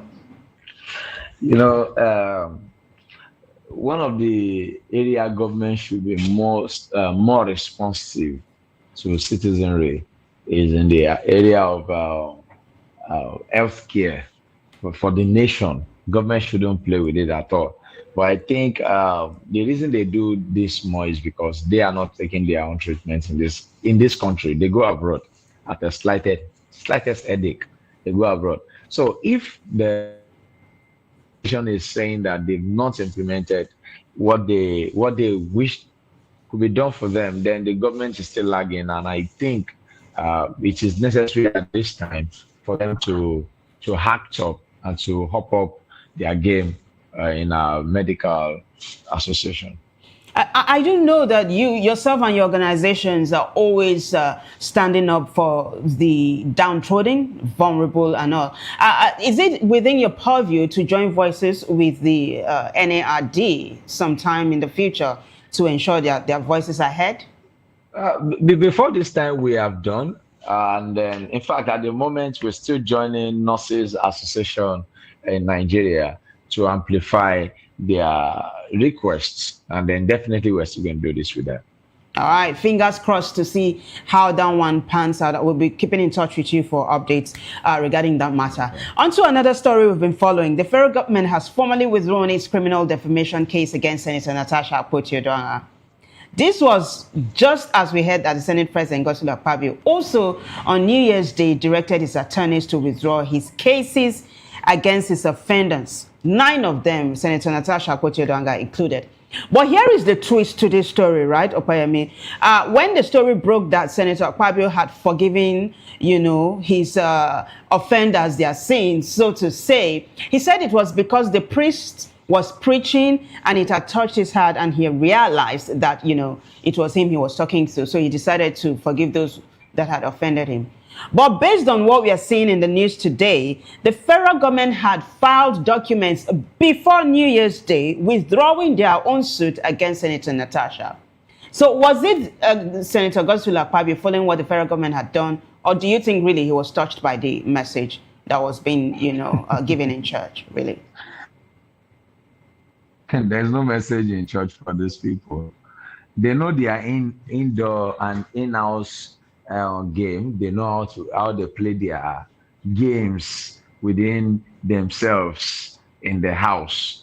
And then I would not say that they actually they forgave Natasha, but I just know that they want the sleeping dog lie.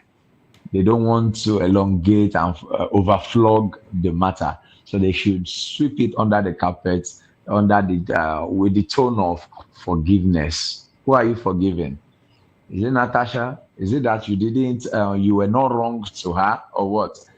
Before you forgive someone, the person must have accepted that he or she truly offends.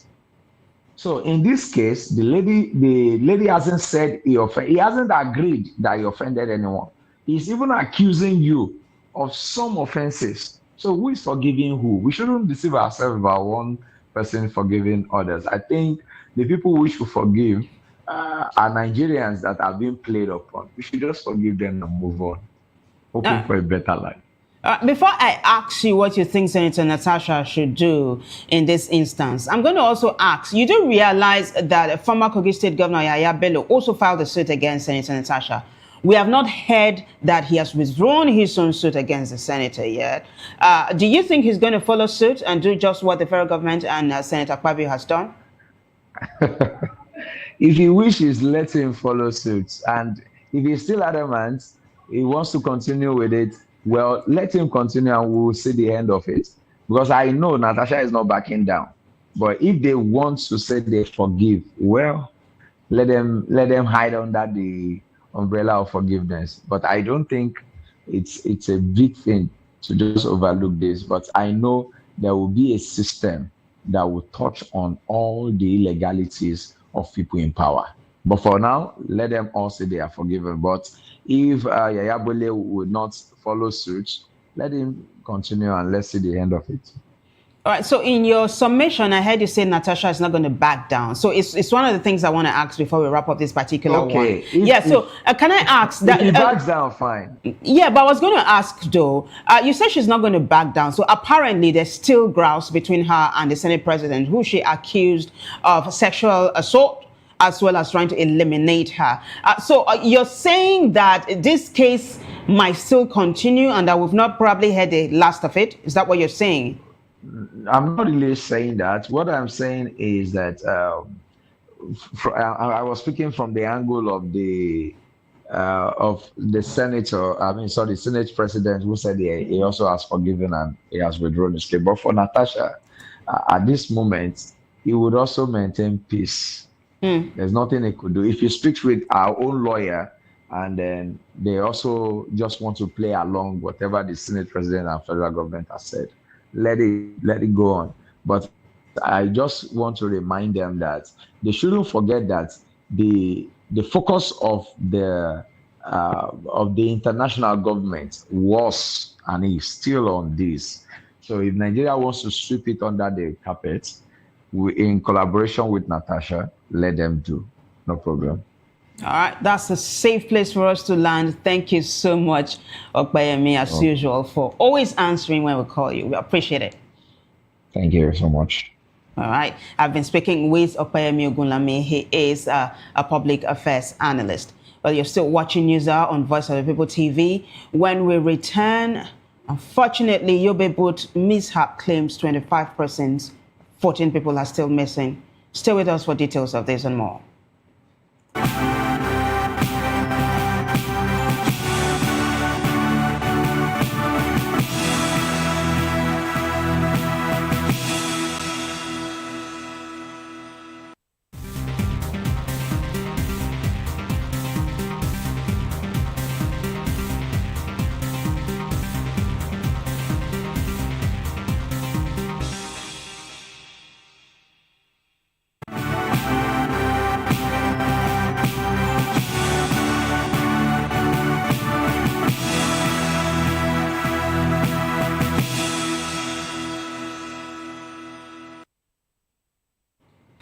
Welcome back, everyone. And now the coordinating Minister of Health and Social Welfare, Professor Mohammed Pate, says the federal government has so far administered over 25 million doses of measles vaccine and 22 million yellow fever vaccinations. Disclosing this on his official X handle, Pate said that besides the measles doses and yellow fever vaccinations, Africa's first Mpox, that will be monkeypox vaccine, was also administered. He noted that beyond measles and yellow fever, 5 million children had received the pentavalent vaccine, while over 10 million Nigerians were vaccinated with the tetanus diphtheria vaccine through the nationwide diphtheria response. According to him, over 1 million vaccine doses from the Gavi-funded global stockpile were deployed to support meningitis outbreak control in northern regions. The minister added that Nigeria had also taken a historic step in malaria control with the introduction of its first ever malaria vaccine, noting that Nigeria bears the world's highest malaria burden with approximately 39.3% of malaria-related deaths among children under 5. He said the deployment of the R21 Matrix M vaccine marks a major public health milestone.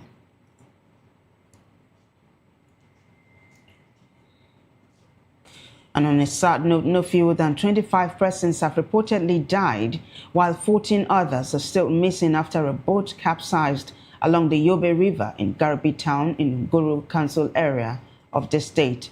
Disclosing this in a statement, the Executive Secretary of Yobe State Emergency Management Agency, YOSEMA, Dr. Mohammed Guji, said the incident occurred at about 7:48 p.m. on Saturday. However, he said that 13 passengers were rescued from the disaster and were receiving treatment in a hospital. According to him, the victims, who were mainly fishermen and farmers, were reportedly returning from Adiyani town in neighboring Jigawa state when the canoe overturned mid-journey. In the meantime, Goje said that the search and rescue operations were ongoing, with the security agencies and emergency responders, as well as local community volunteers, working tirelessly to locate the missing passengers and recover bodies. The souls of the departed rest in peace. Now, 8 OPEC Plus countries comprising Saudi Arabia, Russia, Iraq, United Arab Emirates, Kuwait, Kazakhstan, Algeria, and Oman have concluded plans to pause oil output increment as the global market remains volatile. The OPEC Plus members met virtually on Sunday to review global market conditions and outlook. They had earlier announced additional voluntary adjustments in April and November 2023. In a statement, however, OPEC Plus reaffirmed members' commitment to market stability and steady global economic outlook and current healthy oil market fundamentals as reflected in low inventories.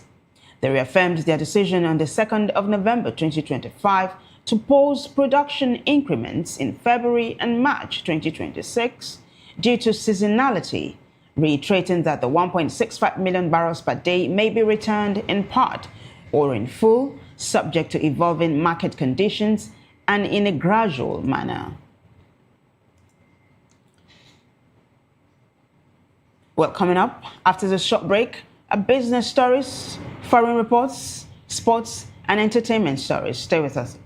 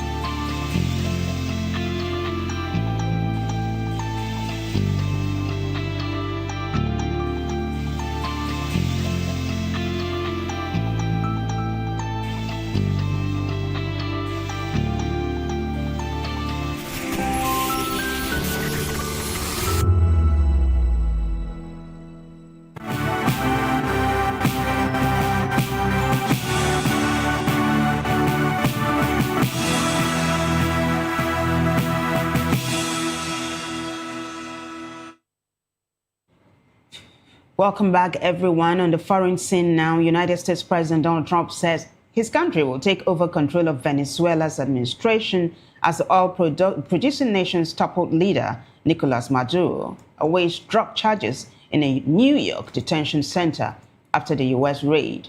The image of the 63-year-old Maduro blindfolded and handcuffed en route to the U.S. has stunned Venezuelans and was Washington's most controversial intervention in Latin America since the invasion of Panama 37 years ago. Maduro, who wished his captors a happy new year on arrival, is due to appear in a Manhattan court on Monday.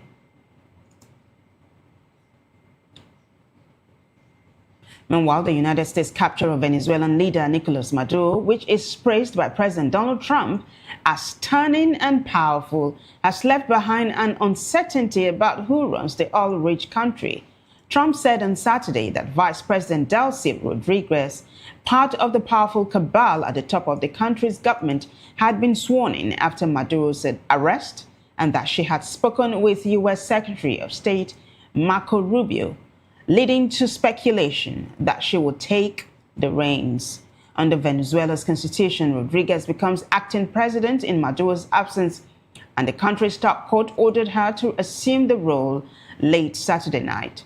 Shortly after Trump's remarks, however, Rodriguez appeared on state television flanked by her brother, the head of the National Assembly, Jorge Rodriguez, Interior Minister Diosdado Cabello, and Defense Minister Vladimir Lopez, saying that Maduro remained Venezuela's only president.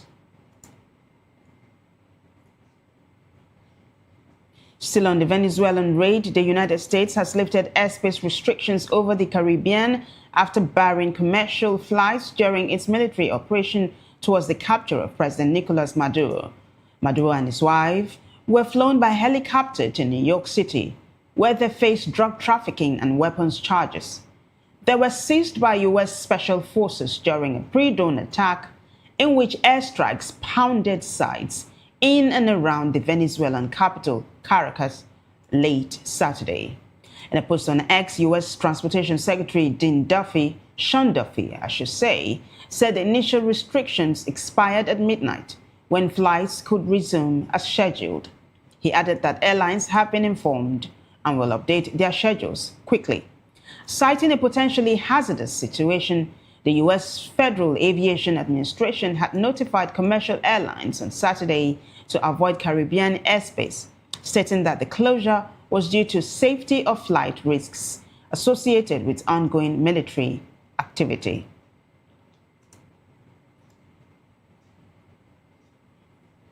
In the meantime, the African Union, AU, has expressed concerns over the abduction of Venezuelan President Nicolas Maduro by the United States following its military attacks on the country's institutions. The African continental body's reaction was contained in a communique issued on its website on Saturday night against the backdrop of the situation in Venezuela. It reaffirmed its commitment to the fundamental principles of international law, including respect for the sovereignty of states, their territorial integrity, and the right of peoples to self-determination as enshrined in the Charter of the United Nations. The AU further underscored the importance of dialogue, peaceful settlement of disputes, and respect for constitutional and institutional frameworks in a spirit of good neighborliness, cooperation, and peaceful coexistence among nations. Expressing solidarity with the citizens, the AU said the complex internal challenges facing Venezuela can only be sustainably addressed through inclusive political dialogue among Venezuelans themselves.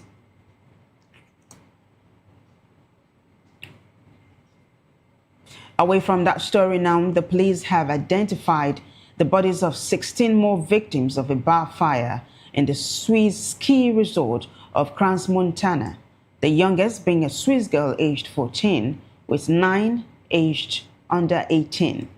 The group includes people of Swiss, Italian, Romanian, Turkish, and French nationalities, the police said.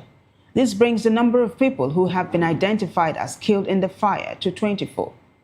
Among them is 16-year-old Swiss national Arthur Brodard, his mother has said. Meanwhile, a criminal investigation into the people who ran the Le Constellation Bar is underway, while victims' families are enduring an agonizing wait for information about loved ones who are still considered missing. The police said no further details will be released about the victims they had identified out of respect for their relatives.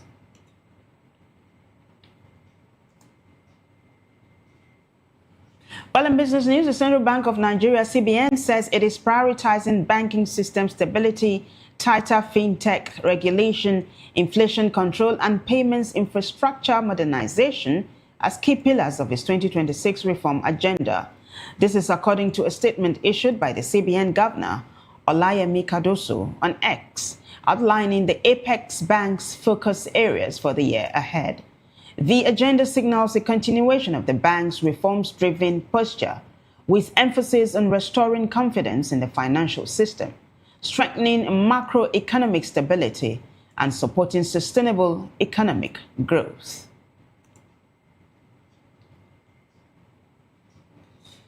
In the meantime, the construction sector generated 13.83 trillion naira in nominal terms to Nigeria's gross domestic product (GDP) in the first 9 months of 2025, recording a real growth rate of 5.57%, which is higher than the country's aggregate GDP growth of 3.98%. Stakeholders have attributed the performance to recovery from economic reforms, higher subnational revenues, and rising investor confidence. Data from the National Bureau of Statistics show that the sector contributed 5.06 trillion naira in the first quarter, 4.02 trillion naira in the second quarter, and 4.75 trillion naira in the third quarter of 2025, bringing total output to 13.83 trillion naira. This represents an 18.35% year-on-year increase compared with the 11.69 trillion naira recorded in the corresponding 9 months period of 2024.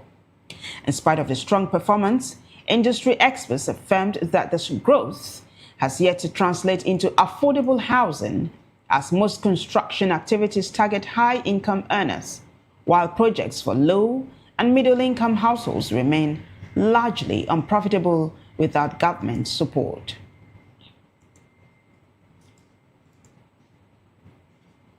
Well, in sports news, Mozambique head coach Chiquinho Conde has voiced confidence in his team's ability ahead of their Africa Cup of Nations round of 16 clash against Nigeria, while openly accepting the Super Eagles' status as favourites for the fixture. Speaking on Mozambique's performances, the lessons learned and the challenge posed by Nigeria, Conde said Mozambique have shown that they have a strong, competent team. He noted that though the team faced or failed against Cote d'Ivoire and Cameroon, against Nigeria, that are favourites, Mozambique will face the game with humility, tranquility, and lot of responsibility, and then show what they can do. The Mambas secured qualification to the knockout stage after beginning their tournament with a narrow defeat to Cote d'Ivoire before recording a historic victory over Gabon to register their first ever win at the Africa Cup of Nations.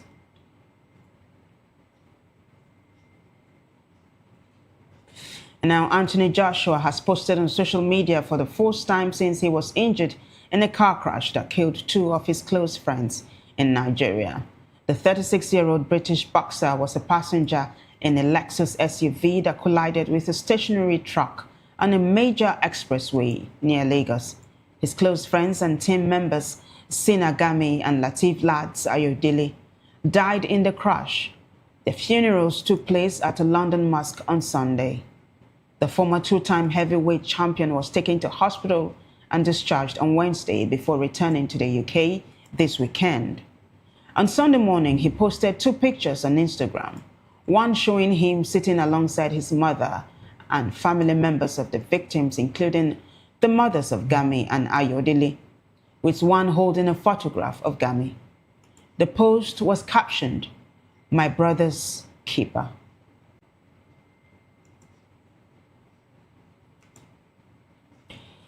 Entertainment news now. Renowned actress Iyabo Ojo has defended single motherhood, dismissing societal stereotypes and emphasizing that personal growth, fulfilled children, and stability define success, not marital status.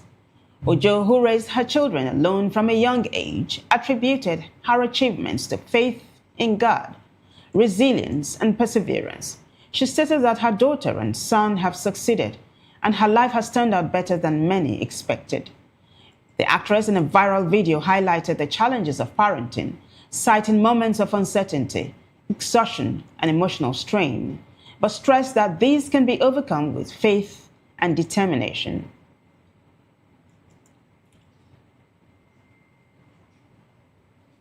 And now to another story on entertainment news. Afrobeat singer Skills has refuted claims that his colleague, Burna Boy, gifted him 600,000 naira during his period of financial struggle. Skills attributed the rumor to a Burna Boy fan on X, stating that the claim was fabricated.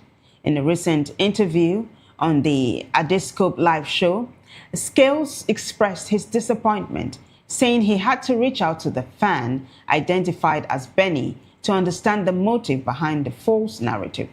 The singer urged his peers to be cautious of overzealous fans and to communicate directly to classify or to clarify issues rather than letting misinformation create tension.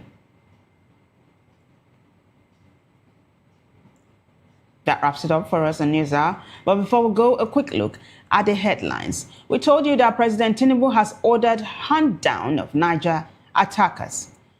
The CPPE lists implementation and trust as success factors in new tax laws. Also, ADC accuses Tinubu of shortchanging states in illegal NNPC debts waiver. And resident doctors resume strike January 12 over pact breach. The federal government also ends defamation case against Akpoti Oduana. And Yobe boat mishap claims 25 persons, 14 missing.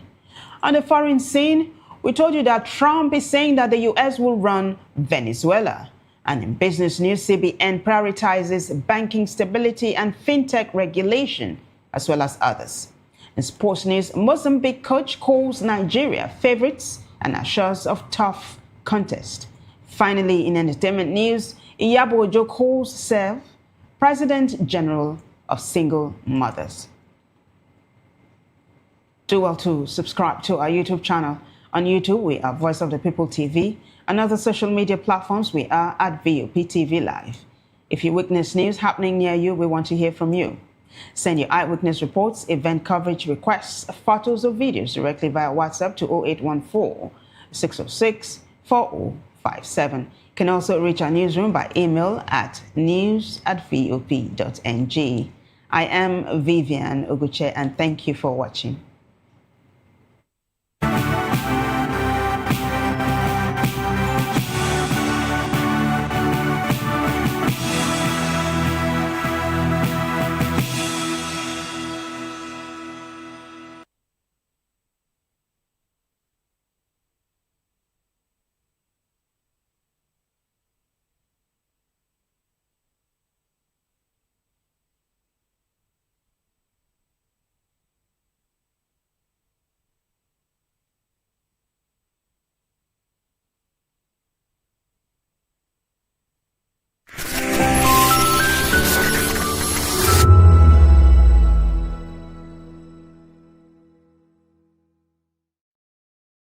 Welcome to the locker room, the home of football talk that matters.